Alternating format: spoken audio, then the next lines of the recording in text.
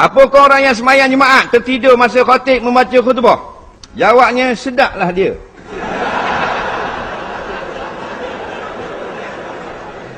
Dia memang time khutbah Jumaat ni time yang seronok kita tidur. Batu Nabi pesan kalau berasa mengantuk, naklah akak punggung. Alih buat gitu, buh kat ni sikit. Tak perlu jauh. Biar beranjak tepat punggung. Kerana masa tu syaitan datang mengalunkan lagu-lagu untuk seronok kita tidur. Padahal panas tengah hari. Tak. Tapi kita boleh tidur. Tak percaya tengok hari Jumaat.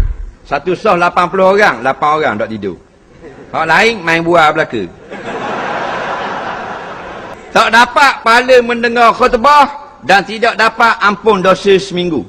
Pahala Jumaat dapat. Kerana Nabi kata barang siapa yang berpagi-pagi mandi. Syarat pertama. Yang kedua, memakai pakaian yang cantik. Yang ketiga, memakai minyak bawang.